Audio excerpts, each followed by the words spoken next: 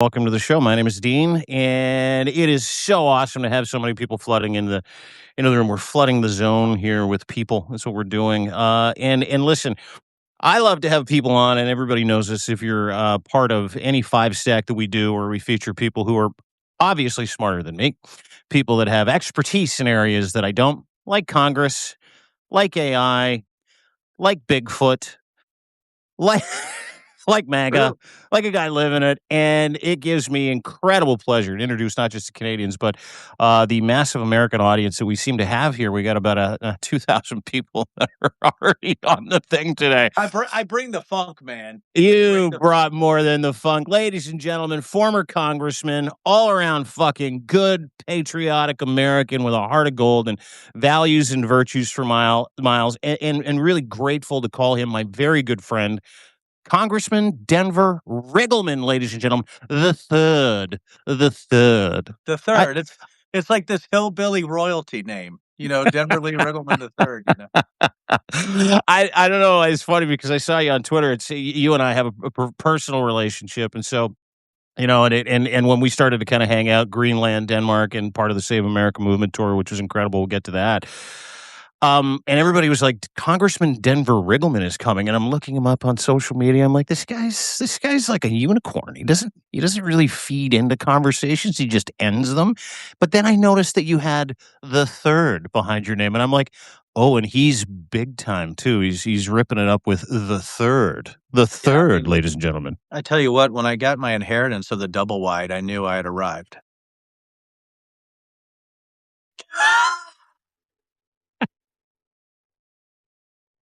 And all the taxidermied animals. Is that? Oh, I love it, right? When you get that ram head from the farm in Texas, Yeah. that Oh, they shoot, the exotic animal farms, yeah. you made it. Right? Well, and to be fair, the second had it, Denver Riggleman the second, and when it gets to the third, it becomes even more special. Now you're gonna have to give it to the fourth, providing there is a fourth. I got three girls, man. I got a vasectomy pretty early after three girls, man. I, I got a vasectomy after three boys. It was the number, not the sex of the individuals. Yeah, We it's all, a number. yeah. It's just because when you have two kids, they say like three kids is like, just have it's like having two kids, but that was a lie. And so I got conned into having three kids. It's like when you go from two kids to three kids, it's like having 40 kids. It's like having incredible. a daycare of children, isn't it? Yeah, it is. I would just push my 2-year-old into the snow and my third child and say, "You need to survive on your own." And that's what that's. Well, I did the same thing. I let my then 4-year-old out into the wild. I'm like, this is Sparta. I'll see you in a year. Sparta. The first one, you're like, don't touch anything, don't bump into anything. By the third one, you're like, I'm going to put you outside with a stick and some beef jerky. You come back in 365 and we'll see what you're made of, kid. That's Hey, how daughter, we do could it. you cut my steak? That's a nice steak knife. She's 3. Anyway, dude, it is so good to have you. Good to be here. We're still waxing about the trip that we did to Denmark and Greenland, and you and I. That's where we became very good friends, and then we became roommates in Denmark. And what's amazing is the reception that you received in Denmark, very different than the one I received. We're going to get into a whole bunch of shit, but did it as a service member, as a veteran, a decorated veteran of the United States military. Yeah, how did Greenland open your eyes? We're seeing that rhetoric sort of pop up again. JD Couchhumper, who's an Appalachian too, picking up the rhetoric, and now he's, we had Murkowski and some people go over there and say, hey, we're really sorry about all this, but, the Greenland rhetoric still exists. You were a hero to so many people there, knowing that you were an American congressman. How do you feel today about, some of that ongoing rhetoric, and how did that trip sort of change you a little bit, if you can? I think the only way to figure out what's going on is to be on the ground. Dean, me and you had the ability to not only be in Nook, right? We got an ability to sail to a settlement, to talk to people in their homes. What a honor and a courtesy that was extended to me by the Greenland people. I still listen, the fact that you said hero, I don't feel that way at all. As you know, you alluded to it. I did feel like we had to overcome the hairy eyeball crew of all Greenlanders when we were walking through town.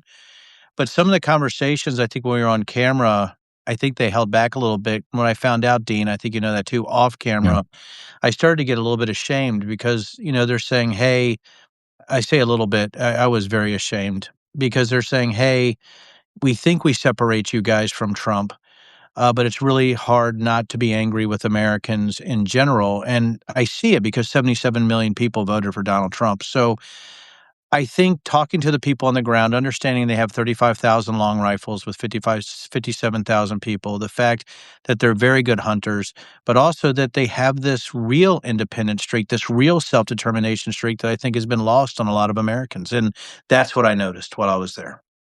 Talk about that shame a little bit too, because you got there. I think the same day I did. We met at the airport in Reykjavik. Got down there. You were whisked off to a private dinner just with some, a couple.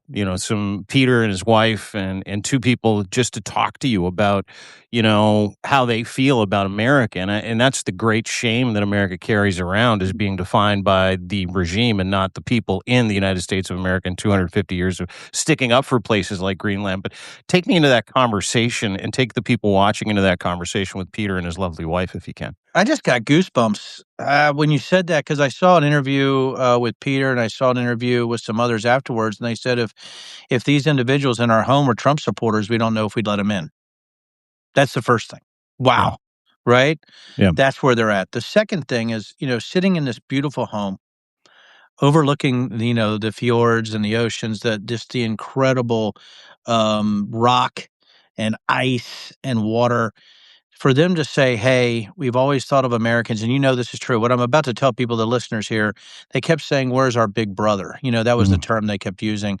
We Mhm. always thought America would be our friend forever, but it was them the absolute look of betrayal, of fear, of the fact that we were there. Well, weren't we there, Dean, the night after the actual power outage where they thought Americans were attacking them because of Yeah. Venezuela, what they saw with Venezuela, the fact that they had calls increased to suicide hotlines, and the fact that the man I'm talking to's daughter was a world champion cross country skier, Peter, and his pride, but he goes, "We always wanted to be like the Americans. They were our Mm. example, and now we don't want them really anywhere near us." And I think having that conversation in somebody's home was something that I don't know if I will ever forget. And then for him to invite me back to his home and then to say, "Hey, Denver, maybe you need to do something again," which is one of the reasons I had decided I think I got to get back into politics was that discussion with Peter, to be honest with you, Dean. Mm. Yeah, I mean, that was a moment for you. You were moved by it. You came back to the clubhouse and kinda told us the story, with extreme reverence as an American misrepresented, held hostage by the Trump regime and your rapist felon president, Donald J. Trump. And I want to get to how you were moved to make a decision while we were there to get back into politics. And it's something that you haven't talked about widely. We're going to talk about it. Obviously, you told Times London reporter Louis Sykes about it, which he turned into a He lost his. he loved it, right? The kid, he was so incredible. He was so ecstatic that you were talking about getting back into politics. But when you talk about it, and just to give everybody a little backstory into Congressman Riggleman here, I got to know you over, the course of a 2 week, very intense sort of, trip where you and I would go out and we would meet people. We'd go to, Heidi's bar and we'd hold, the people would find out you're American and they would have two reactions. The first reaction was like, "Oh my God, what are you doing here?" And even in the conversation we had with these two young ladies, and that which turned into a massive town hall in that pub, Yeah. where they literally said, "What if we meet an American tonight? Like, how do we react? How do we treat this American?" In walks Congressman Denver Riggleman Hey, with some slack-jawed Canadian going, "Hey guys, we're here to support you." But the relief on their faces and the gratefulness knowing and that line of sight into the United States of America, knowing that you represent 300 million, 280 to 300 million people who are being held hostage by Donald Trump was truly revelatory to those people. Can you talk about that just for a second? Because that shame also came with like these moments where people were hugging you and thanking you for showing up and saying, "Please help us, please stand with us, tell everybody in the United States." This is in Denmark and in Greenland, but really it came alive in Denmark. Talk about that did you feel like, oh my God, I got to go back and get into politics because these people need people like me and us, better America, to show up? Or is this just a spite thing where you're like, fuck Trump. I got the entire EU behind me at this point.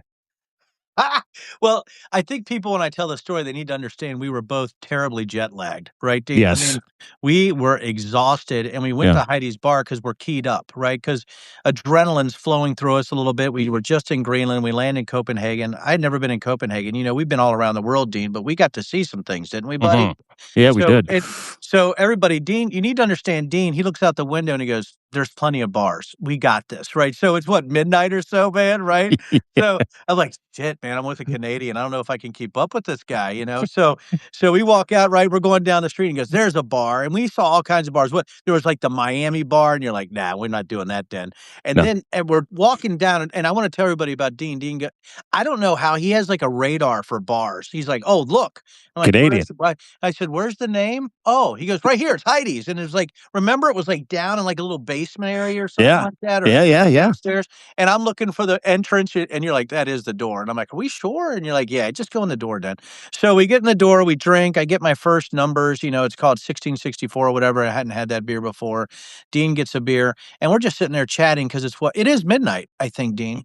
It's around Easily. 11, Yeah. Yeah. easily. Yeah. So we're chatting, and this incredible lady next to us leans over and she goes, "Hey," and almost perfect English. And what did she ask us? She said, "Where are you guys from? Hmm. I hear English." Like, oh shit. And so Dean goes, "Hey, we're from Canada. This is great. I'm from Canada. It's great." And I'm like, how about you?" I'm like, "America." It's funny because it's true. So funny because it's true. And I'm like, "Yeah, I'm from the US." Dean goes, "You know what's great about Denver? He's also a former congressman." At that point, I got a knife. I'm looking at Dean. So, so That's yeah, also true. so Hey, everybody. We have an American congressman right here. I'm from Canada, but this is an American congressman. yeah, he sucks. No, No, no, no, no, no, no. no, But it's a joke. That's a joke. that was the opening line that brought the entire bar to your fucking bar stool, It right? was. We had a town hall, Yeah, and we had a town hall for what did we get out of there? 3 or 4 o'clock in the morning because me and you yeah. we were up to 5 a.m. talking about the incredible experience, what we had seen in Greenland.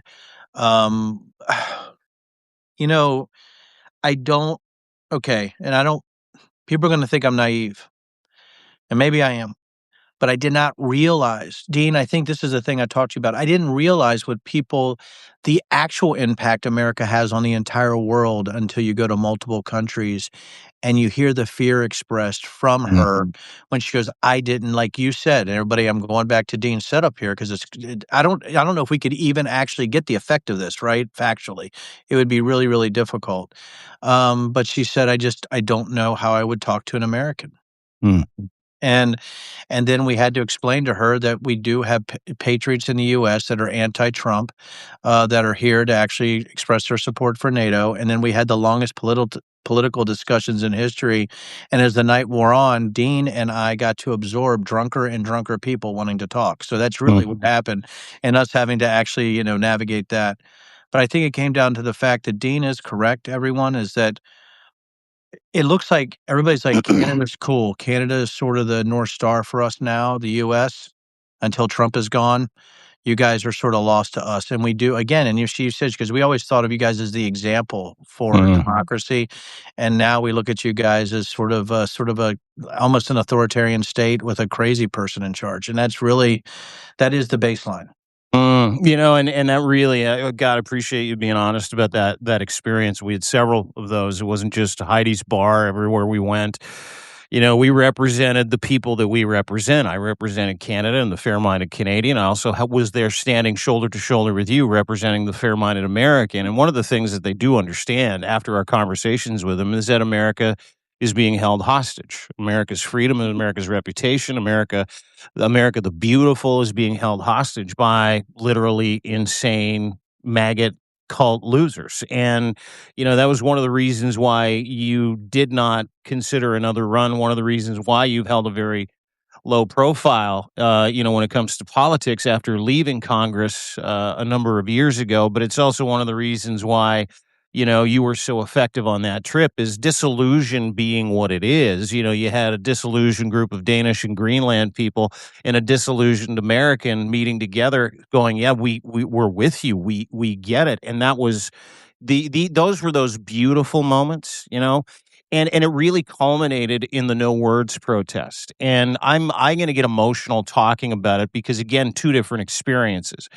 The fact that the organizer Karsten, these solid veterans that served and died on behalf of the United States, triggering Article 5 in NATO and during 9/11, who were left behind in Afghanistan to do the dirty work of the United States while they moved over to Iraq so that they could extract what they needed to from that area of the world as well, seemed to be a real narrative that these Danish veterans wanted to talk about, along with the narrative of the complete disrespect of the effort that the Danish people and NATO allies sacrificed on behalf of the United States after 9/11.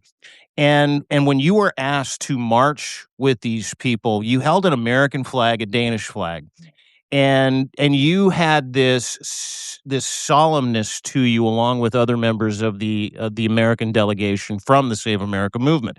We were all on assignment there to repair a relationship that Donald Trump continues to destroy. And I want you to kind of talk about how moving that was, because even myself walking behind you, you were at the front. You were a media darling because they couldn't believe that an American congressman, a veteran. No, you were, dude. And we pushed you to the front of that line because you represent this value and these virtues all Americans are so upset as they watch them disappear on the international stage. But talk a little bit about that no words protest from your perspective, how you felt, and the solemn duty, and as well, I mean, the yin and the yang of being an American marching to his own fucking embassy to protest his own government that day.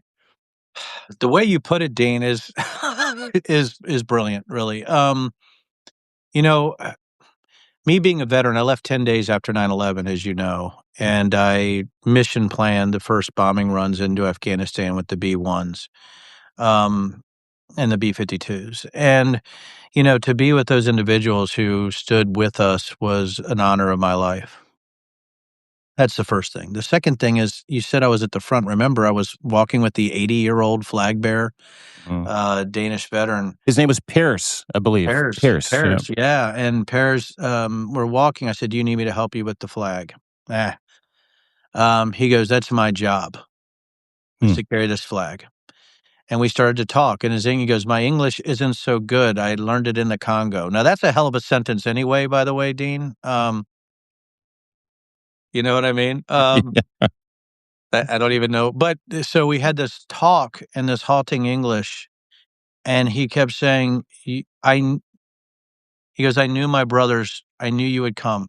Not me Mm. specifically, I think Americans. He goes, "I knew the Americans would still walk by my side." That was, and he had, some of those experiences, right? So I think that's where we're at right now, is that to have that discussion with an 80-year-old veteran who refused to give up the flag, who refused help. And he goes, "I'm not around for long." He goes, "I will die soon." And he goes, "I would hope that we and the Americans are friends again." Mm. And he said the same words. He goes, "We need our big brother." And that is the thing that I will stick with me. Buddy, that term big brother was probably stated a million times. Now, when I looked around me, there was a 4 or 5 people who refused to come up to me. They were giving me sort of the hairy eyeball, you Mhm. know? And I just went ahead and talked to them. And they said, "Who are you?" And I said, I told them who I was. And it was that time that I got, challenge coins, as you know, my friend. It Mhm. was at that time I started to get hugs and thanks and tears. I'm like, "What is happening?" And again, just like at Heidi's bar, I started to realize that Americans are looked at in a different way. We are sadly the world superpower that was supposed to be the love and light of democratic institutions. And instead, we're led by a madman. And not just a madman, but a narcissistic, self involved Yeah. person who surrounded him with sycophants and the mentally ill. And I think that's really what I found out is they are sick of sycophants and the mentally ill running the United States. And to have veterans come up to me and hug me and give me coins and to say, Denver, you're a true American. I never thought I'd have that reaction. Mm, mm. You were visibly moved several times, and not just moved by the reaction of those people and the eye-opening experience of subjecting yourself to how they feel about you, knowing that relationship has been 200 years in the making, has been unequivocal for 2 centuries, that the Danish people, the American people fought and died together along with Canada. I had a very similar experience, and the reverence for that flag as well. But something that I watched happen was the lights going on with Danish veterans about how you are held hostage by this guy, your reputation, your service. And there was this apologetic attitude. You went from being a public enemy number one to, oh, fuck, we get it. We're so sorry. Talk about that grace from those people. Like they're like, how can we help you? That grace was otherworldly to me. I felt like they were in a car accident and they wanted to help me get the right tourniquet for their leg. Mm, You know, and I'm sorry, is this lagging a little bit, no, Dean? No, is nobody. this good? Okay. Yep. But it felt like that, I didn't know how to react, and you saw it. You absolutely saw it. I listen, I'm not usually a lack for words, you know that, Dean. Me and you talked Mm, enough, right? But I think, what I saw was I didn't understand how these people are like, "We apologize for what's happening to you. We understand. We love that you're here. We hope that you're part of everything that we're doing in the future." And then, you know, I saw your discussion with was it Soren, Dean? mhm, Your mhm, discussion with Soren, and our discussion with Karsten, and I know this is an incredible interview and we're doing this, but I hope that you cover with your fans, with the people who watch you, your listeners, the people who go to you for what's happening. I hope they get to hear your story about Soren. mm, Right. And when you were talking about the Canadian sacrifices, here I am on one side talking about defending America's behavior towards our incredible neighbors and allies, the Danes, and you're having discussions with those who love the Canadians and the tears and the emotions of the Canadian deaths mm, beside the Danes. And it was just I wish people could have been there. I wish everybody who's listening to this could have been there and watched the dynamic of me and you having these separate discussions and and the flow and the ebb and flow of that and the incredible support. And I guess that was the other thing too, is I was a little bit angry, Dean. mm, I was very angry. I'm like, so really we America's lost their mantle. This pride, this we're the number one democracy. We're the one looking for global justice with Republican institutions, not Republican like Republicans. I'm sorry, like republics, but these federalist institutions where self determination is the number one thing. And I'm looking over at you, Dean, and I'm like, is it Canada now? mm, And I think that's the thing, right? Is like, what have we done to our country with this president, these people who voted this person in? Is it Canada? Is it the EU? Is it NATO countries? Has America lost for decades or maybe forever its standing as sort of the whatever people say? People in the comments might say, "Well, you never had a moral compass. America sucked." I would beg to differ. We always had this idea, right, that we could be maybe a moral standing and help people with our wealth and riches and military. But on the other hand, then you start to think I was naive. mm, I was arrogant in that belief, and maybe it's time for me to step back and reevaluate how I was trained in the military, what I thought of myself as an American. And it's not just an anger exercise, it's a humility exercise. And mm. I think that's what I got from being with you in that tent right before we started that incredible march. Yeah, so well said, Den. There's a reason why you are one of America's great communicators, and you are, and there's a reason why you were so respected there, and there's a reason that you were on that trip. I'm a firm believer in fate, and we make fate what it is. You represented on that trip, and the rest of the team from the Save America movement, including Ken Harbaugh, including Malcolm Nance, who came with us on that trip, including Mary Corcoran from Save America. You represented everything that Canadians and the Danish went to war for. You represent that humility. You represent that love of democracy. You represent this big brother that and the attitude of a big brother that under no and in no uncertain terms would ever be taken advantage of as long as America had your back. And watching that abatement has been incredible, but it's also incredible in so many terrible ways. And you talk about the reputation. Will it be generational damage? I believe it will. But having said that, I'm also watching people like you wake up to the duty that you have to serve again. And I want to talk about that because you just elected a governor, an incredible governor in Virginia. You are in Virginia. You were a congressman for 2 years. You took your leave, and you took your leave based on values and virtues that matter to the American that feels held hostage. But when we were there, you felt the call. You felt the call to go and serve again. And I want to talk about that because if I know Denver Riggleman as I know him, my fucking God, if we could clone Denver Riggleman and have him run in every single state in the United States of America, the world would be a much better place for all of us. But talk about that poll and talk about the decision that you think you've made. God, Dean, I'm glad these easy questions, man. Um, I just butter the track for you, dude. All you got to uh, do is go down. You just got to slide down the track. That's all you got to do. I don't think, after the J6 committee, I don't know if people know that I was also the senior technical advisor on the January 6th committee. Wrote a book about it, which was sort of nuts, right? That sort of did Breach. really It's a well. The great breach. fucking book, by the way. Yeah, Yeah. the breach. And so, and God, I was the only one to write about the data, but I got done with that in 23 and I'm thinking, I'm done with this noise, right? Maybe I can do better, starting my AI companies, as you know now. Maybe I can help people with technology. That's sort of my background and my military experience and my intelligence experience. Maybe that's where I need to go now. Maybe I need to accrue, get back into the business world, run my distilleries with my wife, right? Make our whiskey and build tech and go after terrorists again, right? Which was sort of where I was born. Mhm. I was born in it. So I figured that's what I should do. I'm not a narcissist or a sociopath, so it makes it really hard for me to wanna run again. I'd almost rather self-immolate. Um, That's one of the worst ways to go, dude. You can pick something right. else. It would be better. It'd Yeah. be better than going back into Congress or something like that, I'll be honest, is to set myself on fire in front of a Chuck E. Cheese, and just say, "I've had enough." I Um watched Pam Bondi do it in the oversight hearing the other day. That was fun. Protecting Epstein, man. I mean, we got a pedocracy, right? A Yeah. pedocracy going on here. Yeah. So, and I find it absolutely horrific, right, that we would have anybody voting. But here's the issue with me running again. I am I a coward if I don't? Dean, I know we've had this discussion, and now people get to hear sort of the most personal and awful things, right, that you Mm. think of.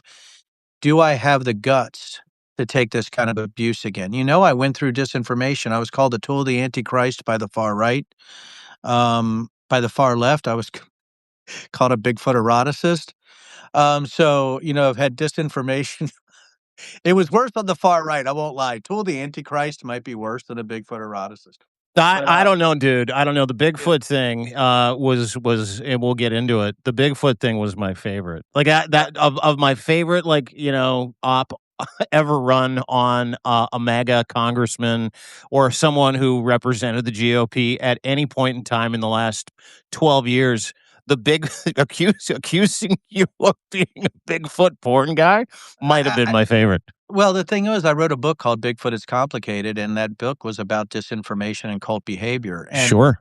and my Democratic opponent, Leslie Coburn, her daughter was Olivia Wilde. I don't know if people remember this, right? I was national. I was on Saturday Night Live, man, on Lies. Yeah, Jason Sudeikis went after you. Yeah, yeah. Yeah, well, he was dating her at the time, and I guess my guess is that Jason's idea got there, or because I don't know how else Saturday Night Live would have picked that up. But I was number one global on Twitter, and I was really big on Google Images. So anyway, um, But the fact was is that disinformation being used against me on a book about disinformation and something so ludicrous that people believed, really, even though I got elected, it absolutely floored me how many stupid people there are in the United States. Yeah. The inability to critical think or to make these judgments beforehand. Well, you think that's bad. Wait till you get to the far right and you're accused of being a secret Democrat or a tool of the Antichrist, or I'm trying to change the sexual orientation of children. As you know, I got kicked out of the actual Republican Party because I officiated a same sex wedding. So then I was called the tool of the Antichrist. I was called satanic because I had actually done that wedding. So now I have the far right and the far left have come up with these bizarre things. But the way that I attack disinformation is with humor and relaxed facts. And it's helped me to gain this sort of following. People know I will never lie to them. The issue, though, is, buddy, if I run for office again, is I'm going to absorb attacks from the far right and the far left based on the fact that I am a no kidding million-pound shit hammer of data. That is really how I'm wired. And do I have the energy to accept those attacks to my family? As you know, the thousands of death threats, the one attempt on me, am I ready for this again? And there's a part of me that thinks maybe I'm not. Am I up to the task in this bizarre environment? I'm not crazy, which puts me at a real disadvantage for running in either party, but more so on the far right. It's not even a whataboutism thing, right? Is how do I get through even a primary system on both sides? How do I do this? What does that look like if I run for Congress or I run for governor in 29, which is where my eye is right now? Mhm. And then I thought, what a coward. Mm. What you know, do I just do it? But then my wife and kids, right? They're like, "Well, Dad, you do put us at risk, but we love what you're trying to do." Mm. So when Trump got elected this time, my wife had been sort of pushing back against me on running to say, it hurts your health. Look what it did. I understand you want to serve, but maybe it's time to, you've been in the military, you started these companies for the military, you've been on the J6 committee, you were a congressman. I mean, when does it end? You're 55, right? You're old as dirt, right? You're ass dragging around. You got an AARP card and you get the Shoney's special discount for the breakfast buffet every morning now, right? So, Mhm. what are you going to do here? But it comes down to this, Dean. I got enough energy. I got a 1 or 2 left in me, right? And if not me, if not the people who hate it, who literally hate it, it's not even lip service. You know me. You know I hate it. And everybody knows it. They're like, Denver hates politics. He hates the people that are around it. He can't stand the consultant class. He can't stand the money. He can't stand that there's the corporate interests, the stuff that you have to deal with, the fact that I have to go raise money, the fact that I have to, you almost in some ways you have to lick some boots depending on which way you choose. Mm. But you know what? Somebody's got to do it. And maybe I'm in that unique position with being a former congressman, former J6 tech advisor, former military officer, veteran, CEO of multiple tech companies, fairly successful, and fuck, I make whiskey. So let's go, right? Let me go swing the hammer. Let me drag a freaking axe into a bar fight Yeah. and let's see what we can do. And do I have the guts again? It goes back to, can I do it again? I don't know, but I'm gonna try, and if I lose, I lose, but at least I'll lose with my integrity intact always. But then again, what am I willing to compromise to get back into this game? Am I willing to compromise? And I think as I get older, that's the hardest question I have to ask is I'm not looking for power. I've done crazy stuff. I've had a hell of a life, but maybe the non-narcissistic, non-sociopathic, having a bit of integrity, not willing to compromise every principled person should run again. Mm. Mm. Mm. Well, you know, can you get other people to think that way? And it's interesting you bring up your family's safety, your mental capacity, emotional capacity, knowing what you have already been through, right? And not a lot of people understand that when you're a member of the GOP, or if you have been jettisoned from MAGA because you're not up with the bullshit, you're not okay with child rape, you're not okay with self dealing, you're not okay with enrichment, you're not okay with someone taking a shit on the emoluments clause, you're not okay with the beating and the execution of your own citizens. You're not okay with those things. And it feels like there's a tidal wave, watching Tom Holman say, "Hey, we're out of Minneapolis. We won. Peace out." And watching the quiet individuals involved in this administration who were much louder when they had ICE agents beating other citizens, who were much louder when they were talking about expansion in imperial expansion into Greenland and Canada. They seem to have gotten quieter now, but what a lot of people don't understand is it's not the public facing stuff. It's the private shit that people like you go through when it comes to threats to your family, when it comes to the MAGA machine and the trolls coming after you. You have had an attempt on your life prior to actually deciding that you were going to possibly get back into the game. This is prior to obviously the last 4 or 5 years during the Biden administration. But can you kind of let us in on that personal stress that each one of you go through when you're not in the big MAGA pedo protecting tent? Because what you don't realize is the public threats pale in comparison to the private shit. Yeah, I keep an email, Dean, of when they threatened to rape my wife and children. I keep it.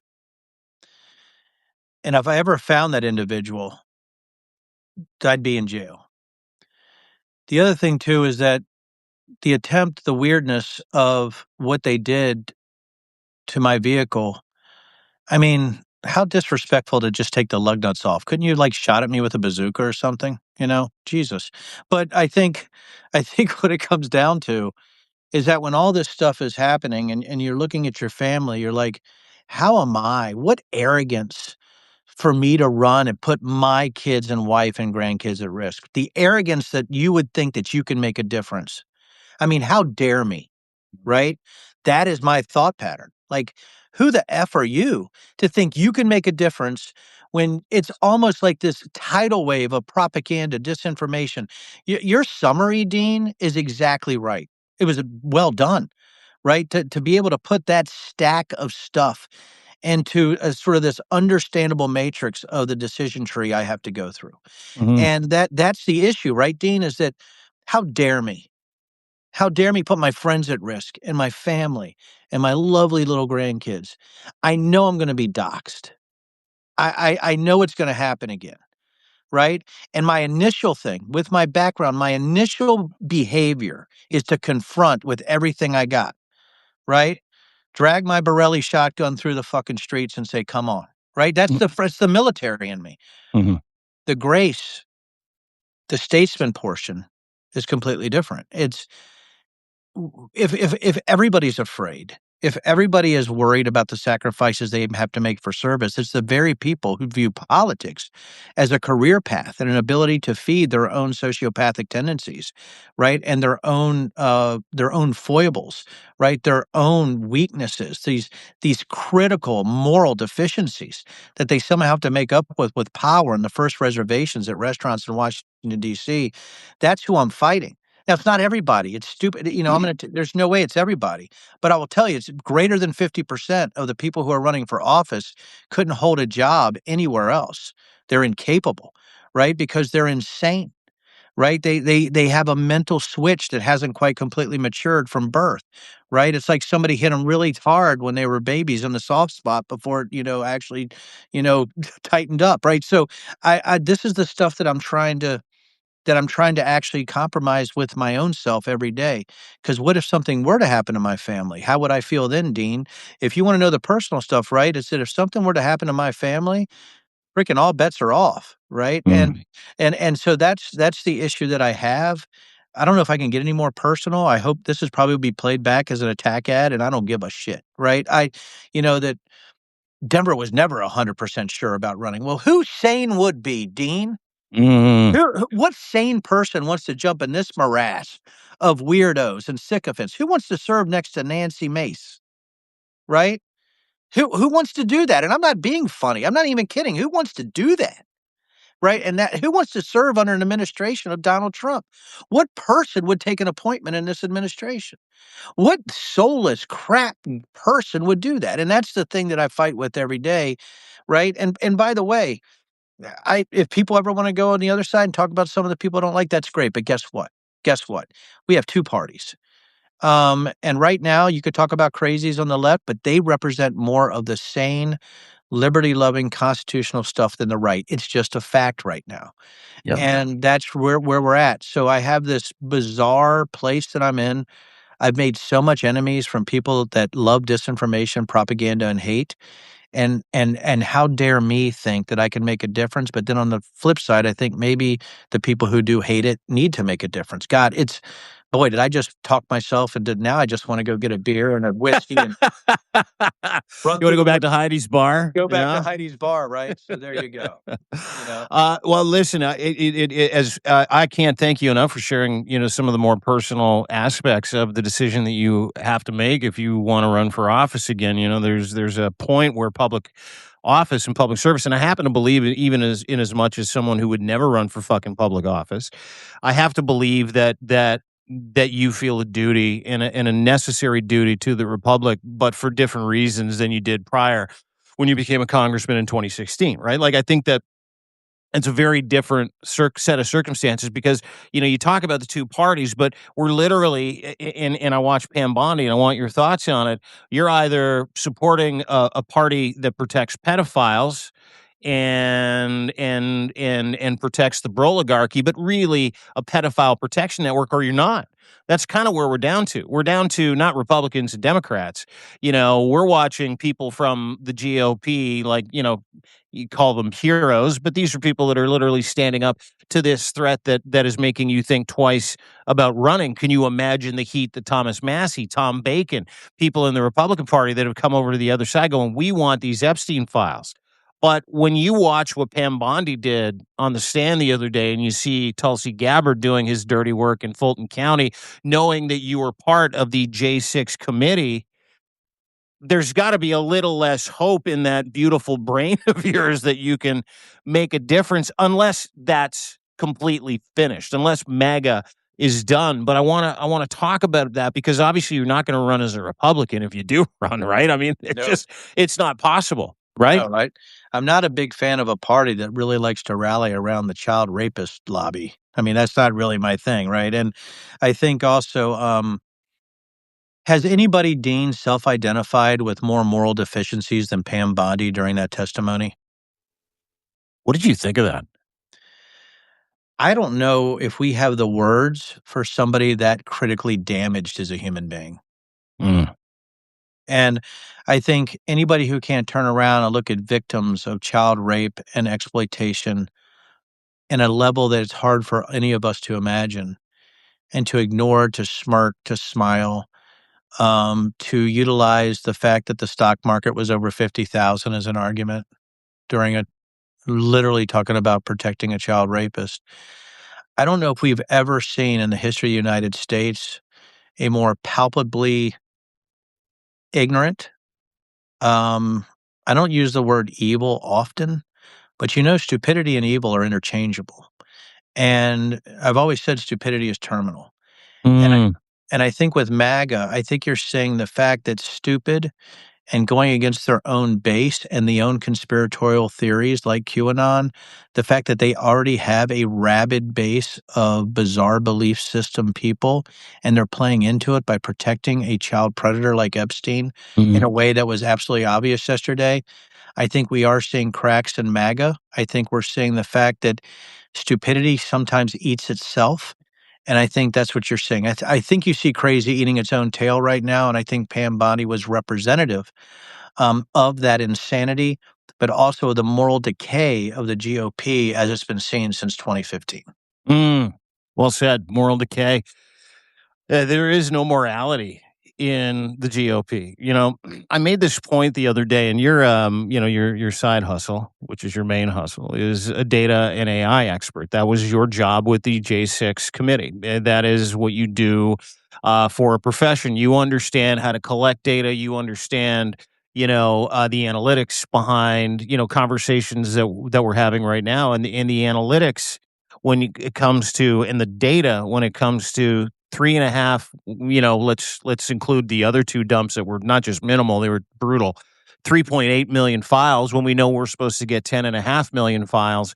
And unredacted in the 3.5 million files, Donald Trump's name appears 1 million times, redacted 950,000 fucking times, 950,000 times. And then now let's cross-reference that data with emails and correspondence that span 30 years that put Donald Trump at not just at the scene of the crime, but directly as the centrifuge of what the Epstein files tried to accomplish, which is how do we have a honeypot? How do we allow rich elite people to rape children, to traffic children, maybe murder children? Ted Lieu is on one case that is so spectacularly horrific.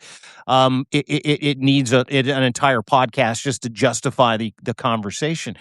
But I find it analytically impossible over the course of 40 years. You can maybe fill me in as to whether or not it's possible.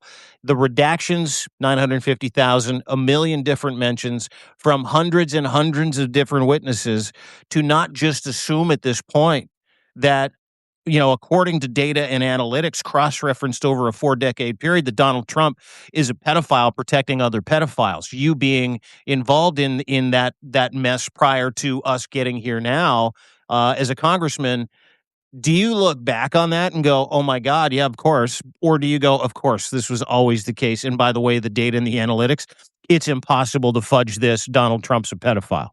Yeah, I mean, they used an auto redact tool, right? They just do a name search, right? You're using a program that does auto redactions, and I sort of know how this stuff works, which makes me very, very terrifying to far right trolls, even trolls on this Substack Live, right?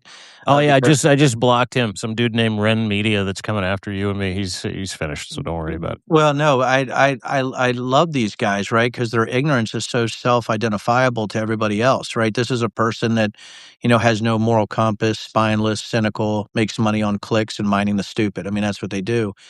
But I think when you're looking at analytics, like the J6 committee, you talked about, and God, we would have, and sadly, only have about 5 minutes, Dean, and I apologize. Yeah, no, no, yeah, But sadly, I want to do a whole nother thing on how they would steal an election through process, not through technology. I would love to have that discussion with you one time, yeah. right? Especially with the executive orders and how they would manipulate it. I am never would push anything on here, but if please, you can rent the book or borrow it from somebody. But in The Breach, if you read Chapter 11, Executive Disorder, it's exactly what Tulsi Gabbard did. They had already done it during the 2021 elections. The Republicans had actually tried to do that exact playbook, what Tulsi Gabbard did in Fulton County. And so I sort of called it, but it's just data-based. It's not that I'm a prophet, right? I'm not getting weird voices in my head. That's just from No, data. you're just willing to do the work and you know how to do it, right? Yeah, there's work there, right? So when you're Yeah. talking about Donald Trump, they had to do that auto redaction tool because I think if you were to ingest all that data, Dean, and put it into a link map, and then you do follow the money principles and investigations, I think you would see you could probably line up President Trump where he was based on geolocations with financial flows. And at that point, he's cooked, but that will never happen. They will never allow all the data to go to somebody like me or people that are as good as me or better. There's a lot of really good investigative data individuals and companies out there that can do this work. To say I'm the only one would be lying, but I'm just pretty good at it, and my team is much better, right? I'm an old boss now. I just tell them what to do, and they do it, and they're great. But I think that's where we're at. I think that the investigation, if they actually went all in, I think it'd be so damaging. I don't know what we would do. Here's the other thing. People talk about conspiracy theories. The fact is that there's a difference between conspiracy theories and criminal conspiracies. And I want people to keep that in their minds, right? A criminal conspiracy with Epstein and money flows for children is different from conspiracy theories like deep state, which globalist, which is actually just a code word for the Jews, are actually drinking the blood of children and making adrenochrome. That is ridiculous. It's ludicrous on a level. It's anti-Semitic and stupid. But to have a criminal conspiracy of one specific individual who's peddling girls to leaders with money, that's a criminal conspiracy. That's different. That's facts-based and data-based. So that's why right now I would love to have that data, Dean. It would be really, really fantastic if I got my hands on unredacted data for all the Epstein files. I think that would scare the shit out of about everybody. That's not going to happen. But again, I think that's why I have to make that decision between technical service and building companies that can do it, or getting into public service and leveraging what I know now, right, to serve the public in a way that at least they know I tell the truth. They might hate my guts. They might hate some of the votes that I might take. They might hate it if I'm a governor or something like that, but they're like, at least the guy tells the truth and he's facts-based. That's really what it comes down to. Can you have a facts-based policy discussion without going into, hey, I just got told by a weird spirit that I should go down this route, right? That's I've just heard a voice in my head, which is, you're touching on something totally different. That's for our next Fridays with Denver, and I I know would do you. every Friday with you, Dean. Well, done. ten I would do o'clock every Friday. Fridays. Oh my That's god, us. I would love that because listen, I watched you with everybody else, and I know we're here at the end, and I'm breaking my own time rule here because I do have a meeting at 11, but I love you. The issue is this: I've watched you with multiple people, and I feel like you're taking sort of this consortium of individuals and trying to build this layered, data-based, moral-based sort of team to say, here's what's happening, and you can't be afraid to say what's happening, what's in front of your eyes, and it's backed by verifiable facts and data. And I think that's, like the Save America movement inviting us. We were very fortunate. I was Mhm. very fortunate to get that invite.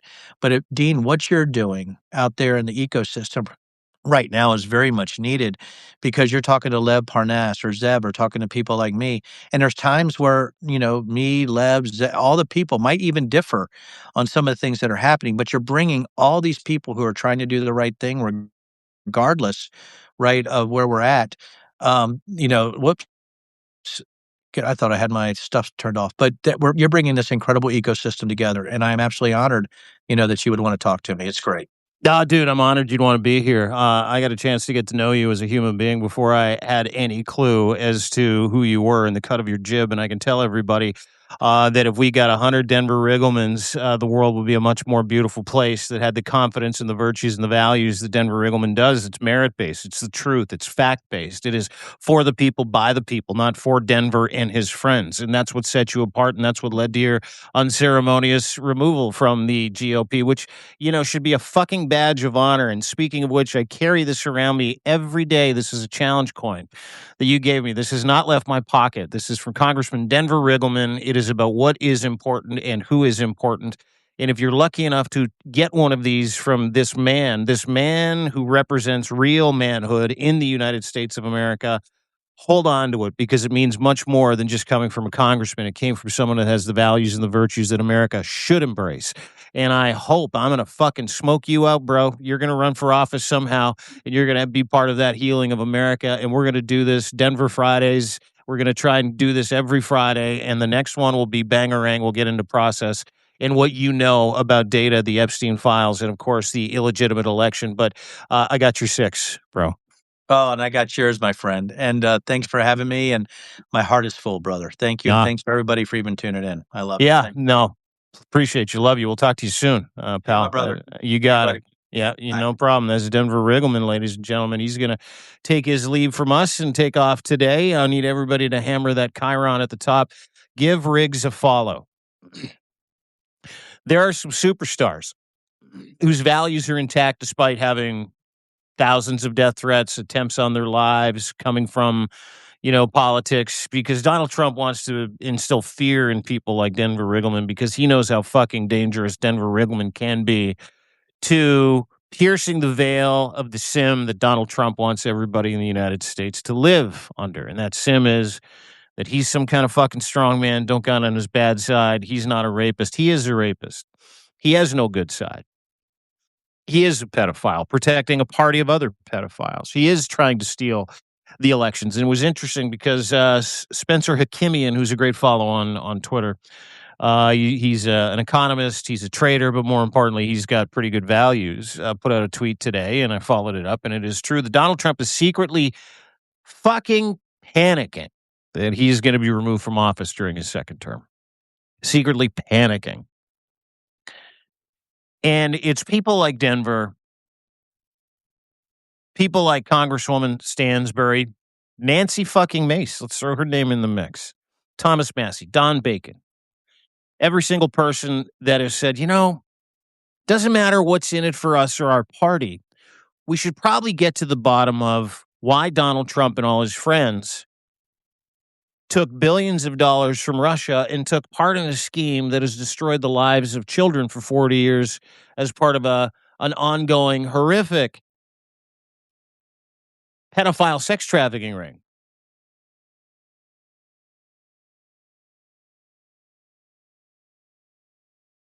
I'm on their side. I said this before, zero fucking tolerance. There's two parties in the United States of America now. There's two parties. You're either on the pedophile party, trying to keep the fences out for all the pedophiles so they can run around and do their thing in the park of pedophilia, or you're on the fuck those guys, let's napalm the entire park party. I don't think you're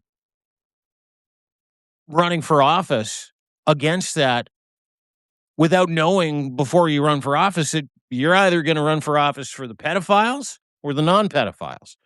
You're going to run for office for people that protect women and children and the innocence of children and the innocence of women and want this to fucking end and don't care who gets taken to the woodshed for it. Doesn't matter if they're Democrat, Republican, Libertarian, black, white. Don't care. Woman, man, television giraffe. See, I just nailed Trump's cognitive exam. Who, by the way, I don't know if anybody has watched Donald Trump over the past 2 weeks. Yesterday, he literally had a transient ischemic attack, a TIA, a stroke, and then kicked everybody out of a press briefing because he wasn't well. Then he fell asleep halfway through it again. So add, extreme dementia and everything else to everything else. That is running the United States of America right now. It's easy for me to talk about from my perch in Canada. But Denver's right. Nothing in the past matters. What matters is now. All time is owned by death. Doesn't matter. All that past time is owned by death. What are you willing to do now? Are you willing to accept the challenge to support people like Congressman Riggleman? Are you willing to support the challenge to do the right thing for the right reason's sake? Are you willing to ignore all the noise? Not get into clickbait wars with people like Ren Media here, who's sitting in our chat. I blocked him. It'll be gone in a minute. Trying to explain away why he doesn't like this conversation. And the only reason why he doesn't like this conversation is that he's probably a bot or a troll sent by Donald Trump and the Trump regime and the digital magicians that are associated with the axis of evil. We have that up here in Canada too, just to make everybody think that, oh, no, you guys are losers. Well, call me a loser all you want. Doesn't matter to me. Not a fan of pedophilia. I like democracy. I'd like America back as Canada's best friend. I'd like the pedophile and the rapists that are currently occupying the Oval Office as a international criminal enterprise that have currently stolen the United States, holding 300 million people hostage, including the rest of the free world. Not Canada, though. We don't give a fuck. I'm here for that. So call us whatever you like. Doesn't matter to me.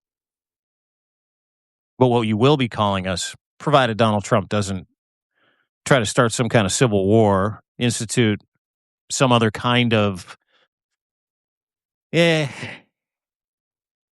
trigger for the insurrection, all of it, the militarization, provided that does not, and watching Tom Homan walk out of Minnesota yesterday was a good day for everybody too. Provided that doesn't happen, listen, I think the most important thing here is to know that you're winning. I say this from time to time, but it's true. Pam Bondi self-immolated. I love that word. I'm going to use it more often, that phrase. Donald Trump is, statistically, it is impossible to not just assume at this point he is a raging pedophile who raped and murdered children and women for 40 years. It's impossible. It's not possible. The data would say it is an impossibility.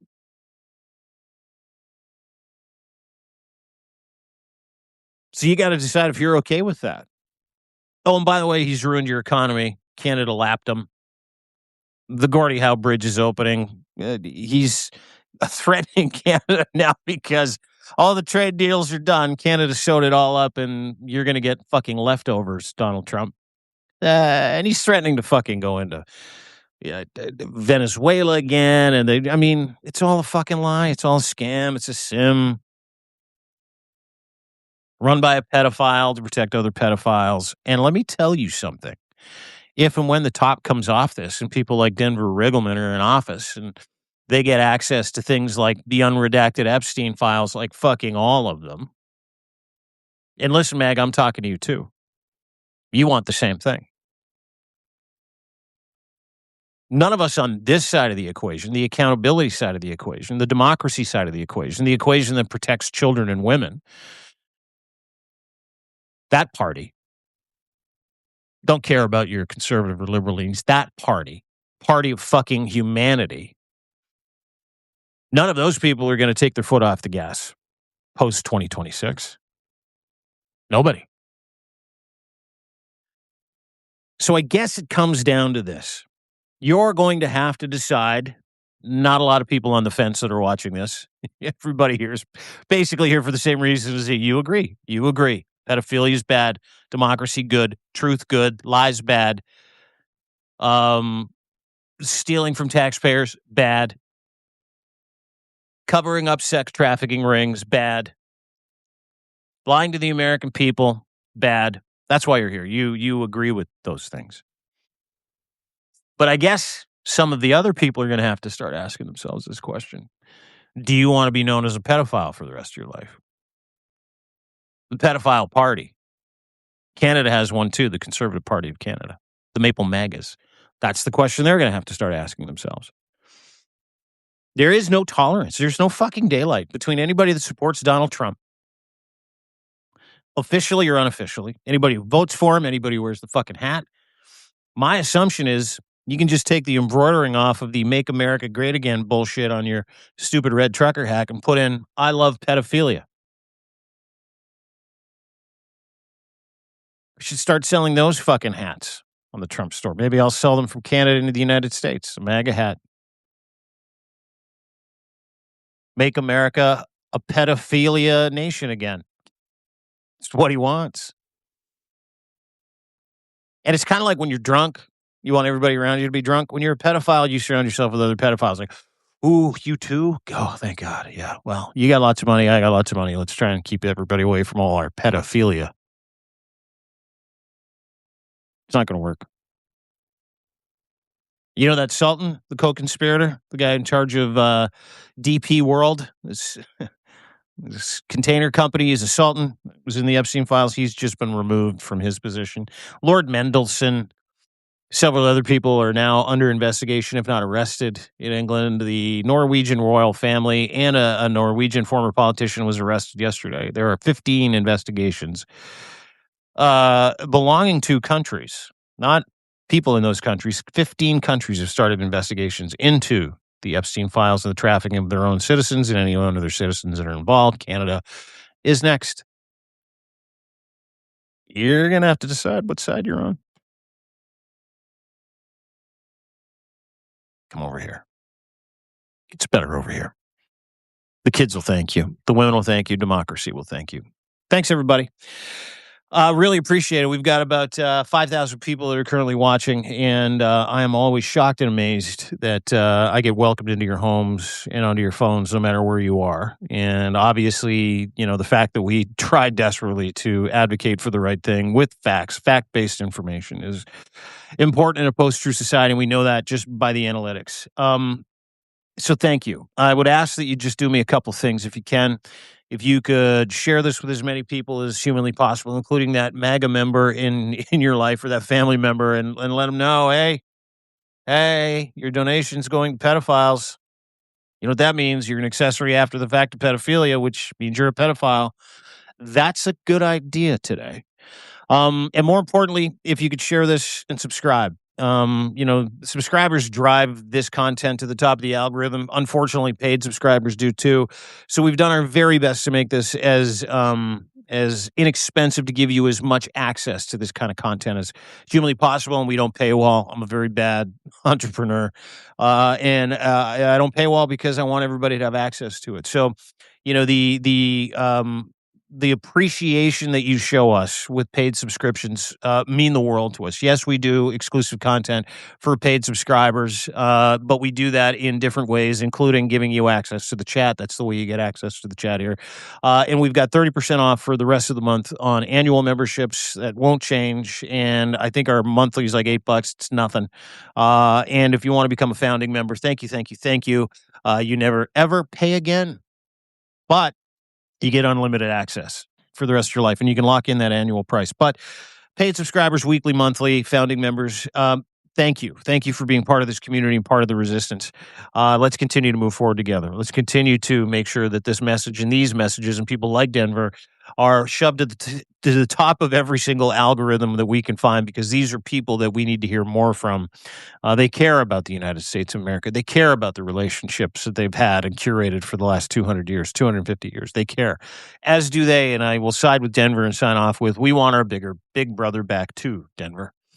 So let's all get busy trying to help with that. Thanks for being part of the show. Don't forget, you can get everything at deanblundell.substack.com. Daily Dean newsletters coming out. And I'll be back at 3 o'clock with the 5-stack with my friend Zev Shalev. Have a great day, everybody. Thanks for being part of the show. We'll talk to you soon. 3 o'clock, as a matter of fact.